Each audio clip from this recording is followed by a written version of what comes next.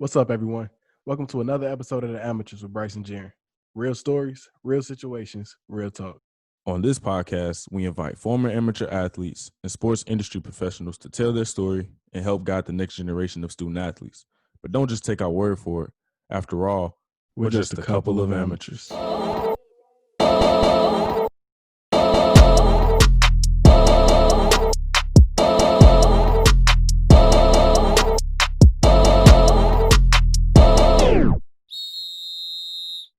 Okay, we are here again with Bianca Winslow, former women's basketball player at the University of Houston, and operations lead at Win. How you feeling today? I'm feeling great. How about you guys? I'm feeling good. I'm doing good as well. So, the first question we always ask is, who put the ball in your hands and where did your love for the game originate? So I'm going to go with my dad on that, only because he played basketball overseas, played in the NBA. Probably picked it up myself. Probably was one rolling around the house. Who knows? Maybe my mom.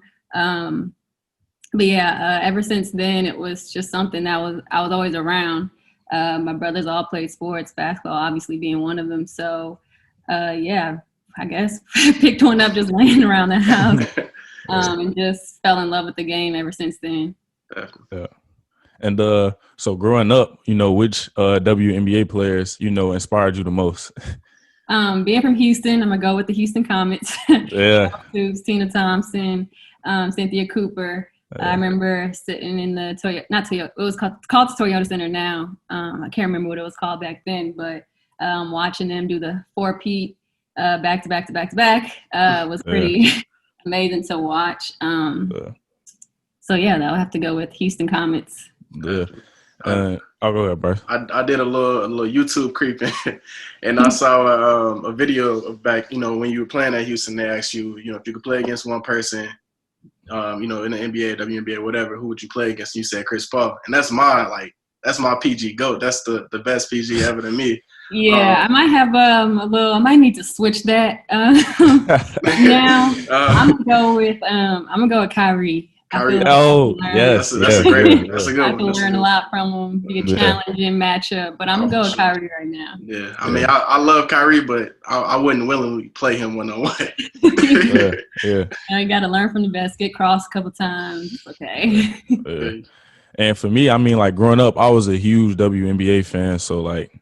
I got a lot of love, for the WNBA. So, and speaking of the WNBA, over the past couple seasons, there's been a huge, increase in support for the league and women in sports in general. How important is it for, young girls to see this? I think it's really important. I'm sure you guys saw the tweet from Sabrina Nesco when a little girl was watching the game, and then the little girl turned to her mom and was like, "Oh, like I could play basketball too." So I think that plays like a big role. Obviously, WNBA is getting more TV time now. Also think like Kobe Bryant, RIP, he had a lot to do with that, to bring not just awareness, but more eyes, awareness to the game.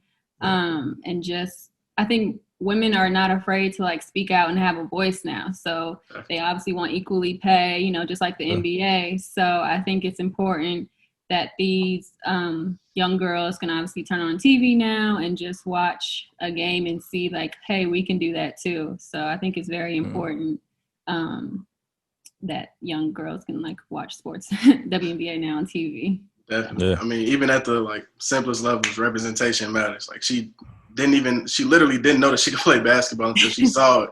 So I mean, that just goes to show you. Yeah, it's like you never know who's watching you. So it's just like you never know who you can inspire and motivate. So it's always a good thing to see. Yeah. Let's talk about, your college decision. What was the recruiting process like for you, and what was your deciding factor, to end up going to Houston? So my college process, not gonna say if I could do it, I'll redo it, but might have a little change in a little more experience, things I could have experienced. My mom and dad both went to University of Houston, so it was like, okay, University of Houston was always top of mind. I didn't go on all of my official visits, which I wish I would have done, just to see what else is out there and other schools. I was getting recruited by a whole bunch of schools my senior year, and I just felt like U of H on my official visit, like it was home, like literally home, like that was my house. And me as a person, I don't think I was ready to go off, fly my wings. So God blessed me with a scholarship at University of Houston, and it was just something that I went with. Were your parents pushing you at all to go to U of H? No, honestly, my mom didn't want me to go there. Oh man. My dad, it wasn't so much a push, but he was like, yeah, he calls me Boo. So he was like, yeah, Boo, it'd be cool if you go, you know, I played there. We can play in the same arena. But it's all about just that legacy that he had obviously passed down to me that I could hopefully pass down to my kids one day. That's dope. And just keep that tradition going. For sure. Yep. And, you know, what advice do you have, you know, for the college athletes out there pertaining to, you know, the recruiting process? So some advice that I have is go on all of your official visits. Just even if you do have it narrowed down, go out and see what else is out there because you will never know. Take the unofficial visits, even if it's not your, you know, number one school you want to go out and just see what else is out there. Stay open-minded. Don't get so locked in on one school. Even if it's your dream school, you know, just go see what else is out there. You never know who you might meet. Players, past players, current players. It's all about relationships at the end of the day. So I just think it's important that just go on all of your official visits at least. Yeah. And I mean, like, that's a great point. Like, just enjoy the process. Like, you would never have, you know, be wine and dine like that pretty much again. It's different. Exactly. Yeah. So, like, enjoy it, take it all in pretty much. But, well, you know, what advice do you have, you know, for student athletes, you know, pertaining to making the most out of their 4 years, like on and off the court? So for sure, some advice I have once they make it to college is think and plan about the future after college. Kind of going to college, like knowing what you kind of want to do and what industry. You may not have it narrowed down yet, but that's something that you should think about. What else?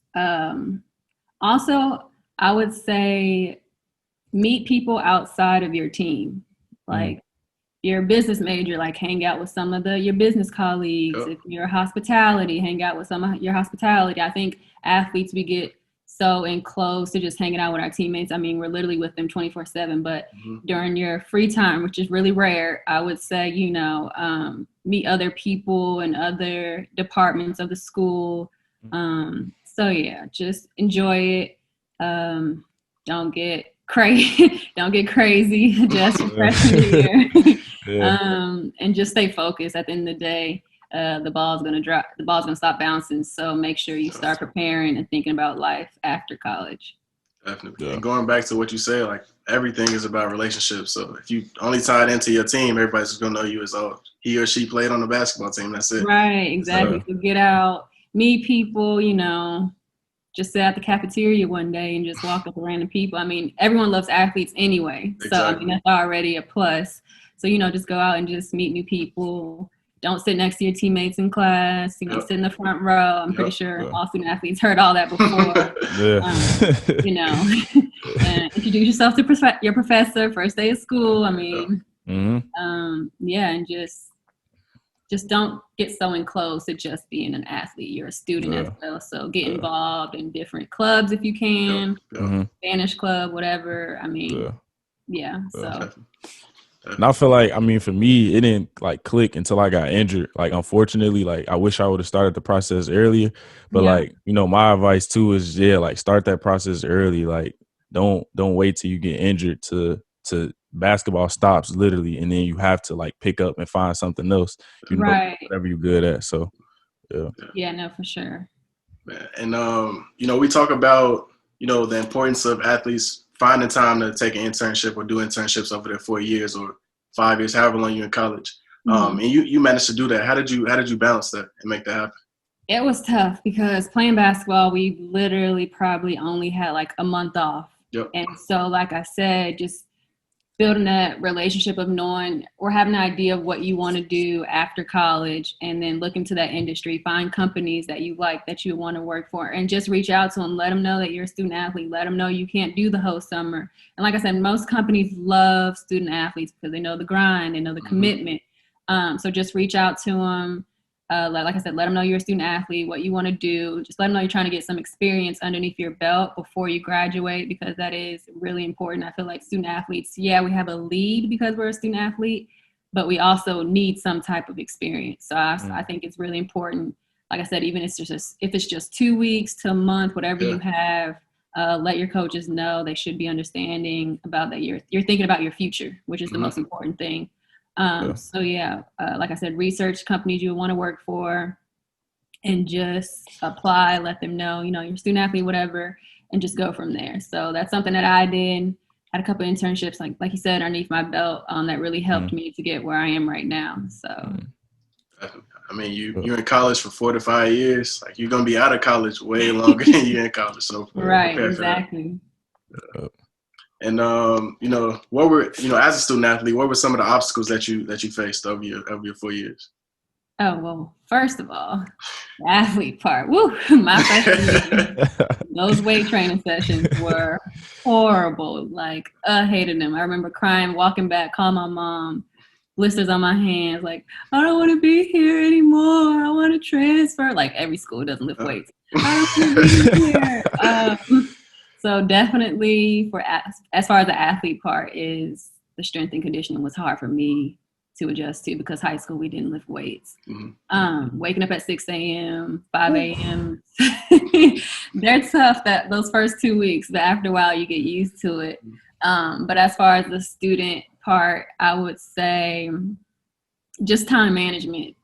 Being an athlete during the summertime, you kind of have some free time because you just take like maybe 2 or 3 classes in the summer, and then you have like 3 workouts, maybe 2 or 3 workouts, and then like you have some free time.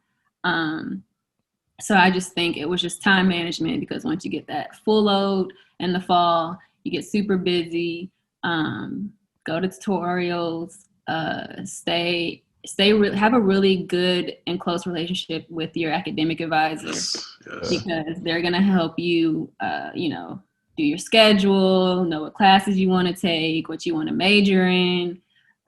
So yeah, just stay focused. Time management, you'll get used to it. It's not that hard, I don't think. The academic advisor would literally tell you, have like a schedule for you for the week.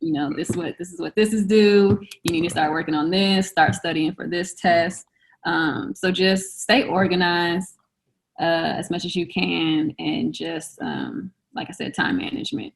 Definitely. I mean, my academic advisor was huge in all the ways that you just explained. But going back to like that summer going into freshman year, it was tough. It was tough. I mean, I had to like grow up fast. At that time, I'm, just getting out of high school. I'm used to weekends I could stay up and just play the game all night. Summertime, I'm thinking I could play the game, get up at 6 before the 6:30 workout. No, it's not happening. I'm in the bed by like 8. I remember I was in bed by like 8 p.m. Alarm set for 4:45. Breakfast and walking over, dreading like, okay, what are we going to do today? Is it going to be 300s? Are we just going to lift super, super heavy? And then like being a freshman, you kind of get discouraged because you see seniors like lifting this heavy weight and you're over there with just the bar trying to get your technique right.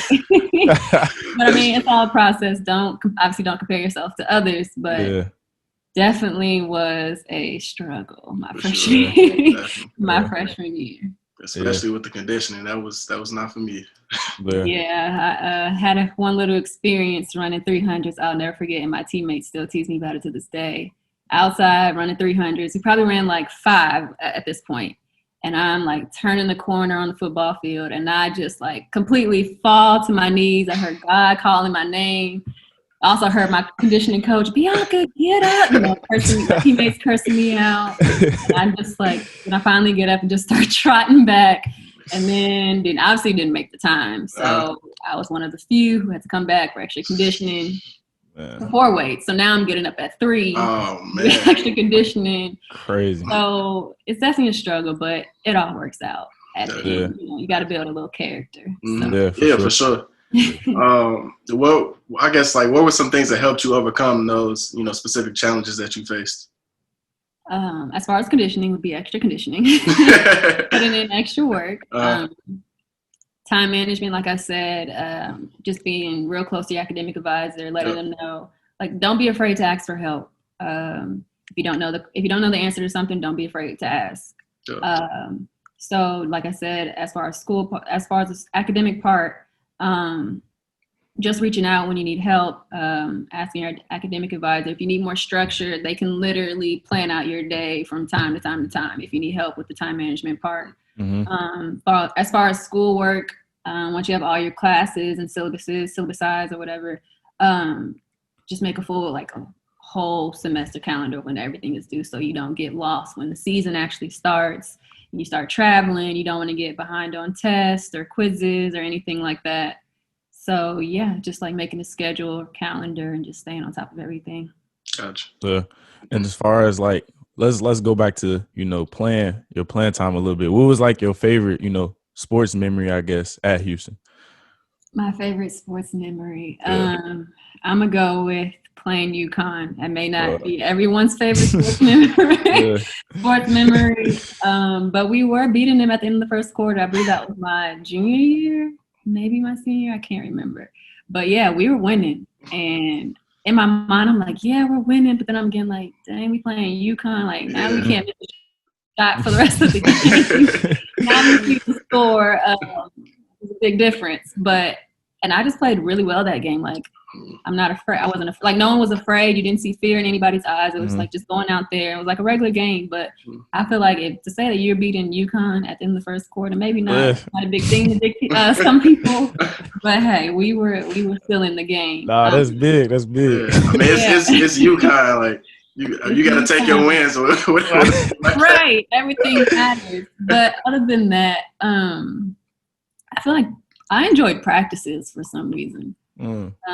Just going against my teammates. I mean, we would go at it at times and tell us where we're fighting each other, cursing each other out. It was just like tough love, that's the only way you're going to get better. So I really enjoyed practicing, just being out there on the floor, talking, just playing the game that I love. So I think other than my little UConn experience, I think I really enjoyed practices. Yeah, they were long, but at the end of the day, you're with your teammates, you're with your coach, you're with your family. So it's just, I mean, practice, that's, now that I'm not playing anymore, that's one thing I know that I'll miss. Like when it was time to scrimmage, that was me. That was when I, my eyes got big. I'm ready to compete, but I'll probably never, get that experience again, which is cool. It is what it is. But now being a pandemic with the gyms being closed, I'm like, dang, I really miss lifting weights. Like I'll do anything to wake up at 6 a.m. to go to the gym right now.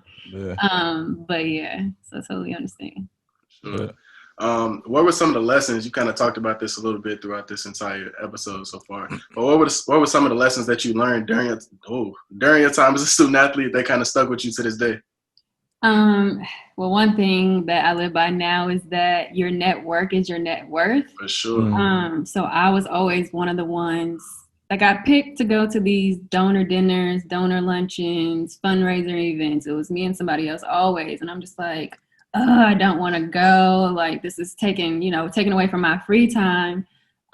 So at the end of the day, now looking back, like I said, I don't think it clicked to me to my junior year. And I'm just like, dang, like I missed out on meeting like a lot of these alum. Like I should have been like exchanging contact information because at the end of the day, you never know where your life is going to go. So at least you have where your life is going to take you. And so alum are always there. They're willing to help, give you advice, guidance. So I just think that networking was one of the key lessons, one of the biggest lessons that I learned throughout college. For sure. And I mean, for the listeners, take that seriously. I feel like everybody I talk to about networking in college, they're like, man, I didn't get it until my senior year. I didn't get it until my junior year.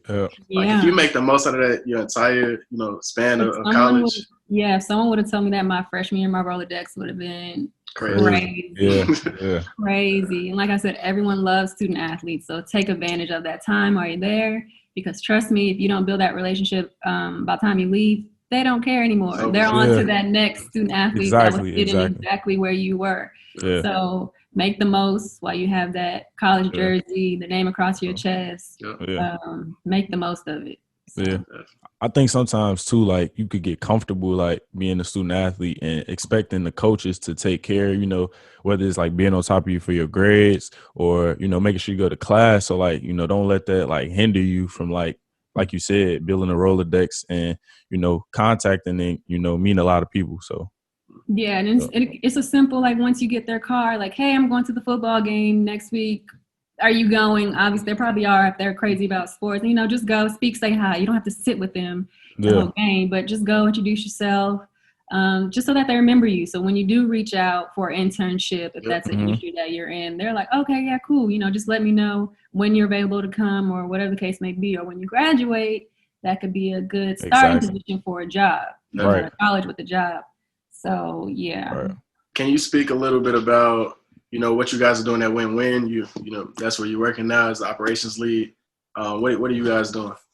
So funny about what we were talking about networking. I went to a networking event in Houston and got introduced to the CEO, Mike Brown, went to Duke University, played in the NFL. And Win is a gamified platform where we help athletes, celebrity influencers raise money for a charity of their choice through online gaming. And so I'm very passionate about sports, obviously, and giving back. So I was like, oh my God, this is like the perfect company. So walked up to him after his pitch that he made at the event I was at. I was like, hey, I love what your company is about. I love your vibe. How can I work with you? Got his card, reached out to him the next day, and started working from there and worked my way up through the company. And the company has grown so much since then. Yeah, so power of networking. Yeah, there you go right there. That's the blueprint. Exactly. Easily. Not easily, but, you know, help you get that foot in the door. So, yeah. For sure. And how has your time, you know, as a student athlete prepared you for the professional space? So like I said, time management. I feel like every company loves student athletes because they know that they're used to some kind of structure, knowing that they have to be somewhere on time, and just your work ethic. Like you have to balance being an athlete and school, so they know you're they know that you know how to maneuver and how to stay focused on a task. You know that you can jump from one thing to another and adapt. So I think being a student athlete is great in the workforce. You use the same skills that you used in college, whether it was get into class 5 minutes early, that's get into the office 5 minutes early. If it was, sports related, staying after to get extra shots up, and that relates, cross over to work, staying after to obviously finish your work or get ahead or help somebody else out. So it kind of just, balances out. Yeah, and it's crazy because I honestly feel like that transfers over, like it carries over, like the type of athlete you were is going to transfer over, like in the real world and like in the workspace, of course. Yeah, for sure. That definitely transfers over. Yeah. But before we go, is there a quote or a mantra, that you live by and would like to share, with the listeners? I'm going to go with everything happens for a reason, good or bad. God put you where you are, go through, it's not really a mantra, kind of a little advice. God won't put you through what you can't get through. So whether it's weights, whether it's school, he already has your life written out. He wouldn't put you through something that you wouldn't be able to get through. So everything happens for a reason. Even if it's bad, look at the positive side of things. Always look at the glass half full. And just remain, positive about life just in general. That was great. But thanks again, for joining us again. No problem. It was fun having you on the show, though.